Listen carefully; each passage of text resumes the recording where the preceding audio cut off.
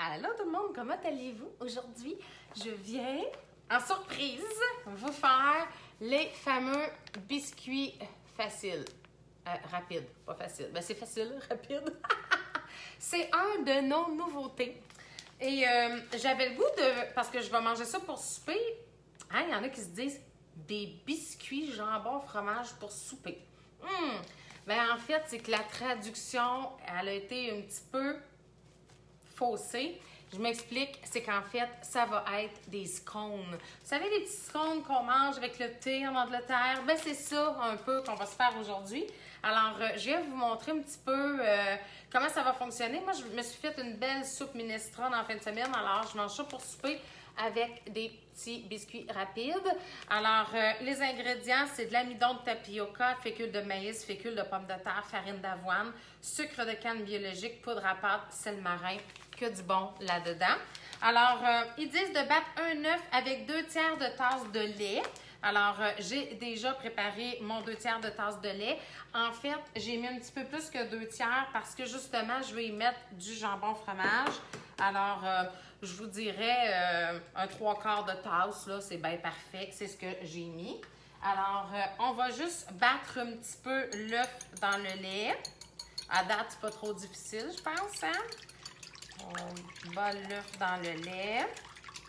Et ils disent de le mettre de côté. Bon, on va le réserver.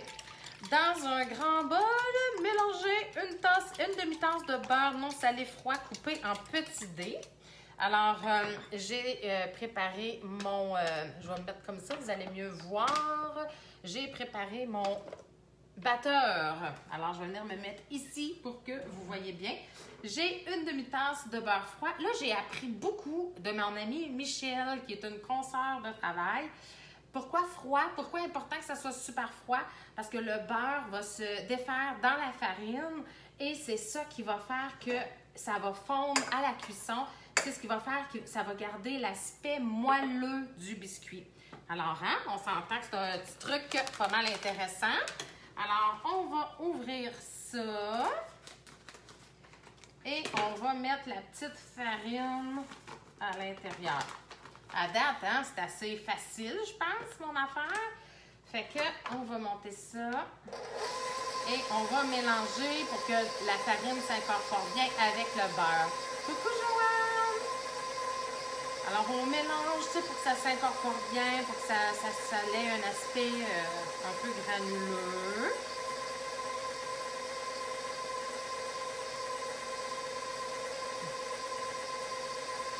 Ça va bien long. En attendant, coucou tout le monde, ça me permet de voir arriver.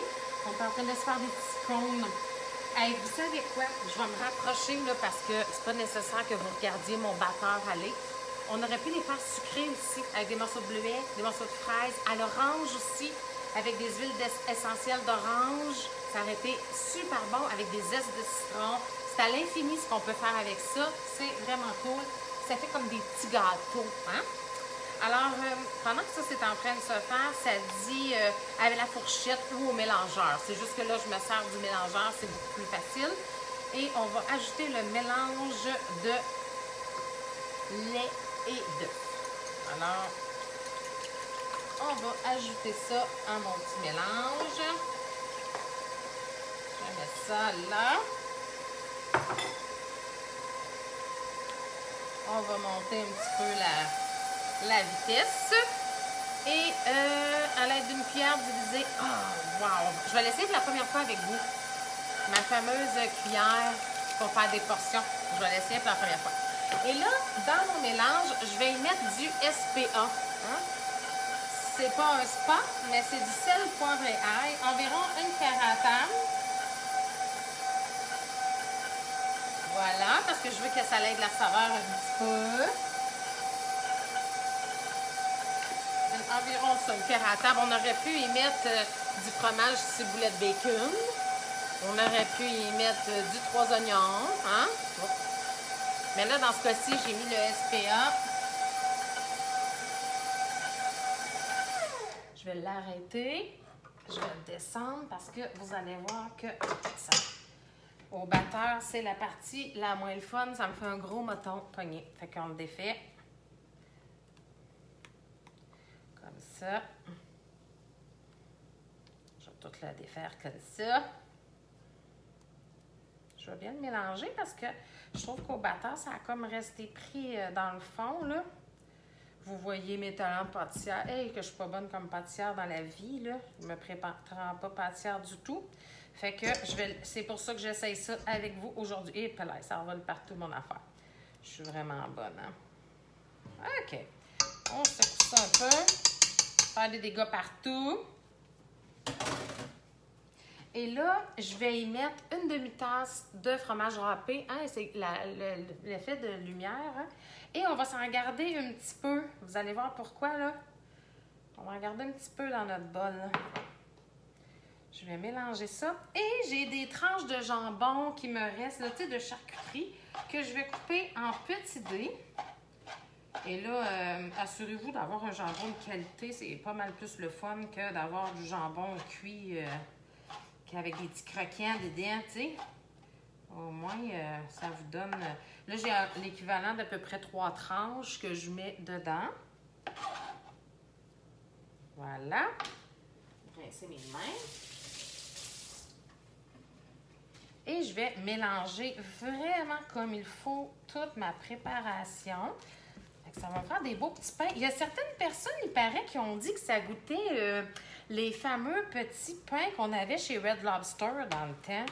Fait que si c'est le cas, je vais vous le dire quand ils vont être cuits. Si c'est le cas, ben crème, je vais être bien contente parce que moi, je les aimais beaucoup, ces petits pains-là, chez Red Lobster. Fait que on va juste bien mélanger. Je vais aller chercher toute la farine qui est restée dans le fond. Et là, je vais garder ma cuillère proche parce que je vais aller chercher tout mon restant tantôt. Et là, à l'aide de ma cuillère, hein, on a les 2 cuillères à table où on a le quart de tasse. Ça va être celui-là que je vais utiliser. Et là, je vais mettre ça sur mon tapis de silicone. Hein. On sait, le tapis de silicone, il y a des rebords pour faire en sorte que vous n'avez pas besoin de laver votre plaque. Puis, notre plaque est de qualité professionnelle. Fait que permettez-vous de vous dire que c'est à vie quasiment, cette plaque-là. Elle va vous durer très, très longtemps si vous avez le tapis de silicone. Et le tapis de silicone aussi va vous durer très, très longtemps. Alors, des années. Alors, moi, ce que je vous propose de faire, c'est que si vous n'avez pas ce tapis de silicone-là, c'est de vous gâter parce que ça, c'est un must à avoir dans notre cuisine. Sauf que là, aujourd'hui, ce que je voulais venir vous montrer, c'est que oui, on a la grande plaque avec le tapis. On a aussi les petites avec les petits tapis qui font la moitié.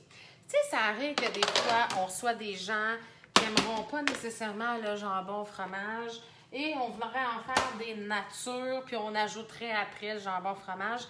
Eh bien, nos petites vont faire une à côté de l'autre, surtout pour les allergies, hein, pour pas que ça se touche. C'est-tu pas le fun? Alors, ça, c'est vraiment quelque chose à avoir dans notre cuisine, les tapis de silicone. My God, que c'est vraiment intéressant de savoir qu'on passe pas notre vie à tout laver. Hein? Fait que là, je vais juste le laver pour de vrai parce que j'ai échappé de l'eau dessus. Et avec ma cuillère, je vais faire des belles petites portions parfaites. Fait que tous mes biscuits, en fait, ils vont tous être faits pareil. Fait que voyez-vous, pareil, moi je capote. Fait que je vais en avoir 1,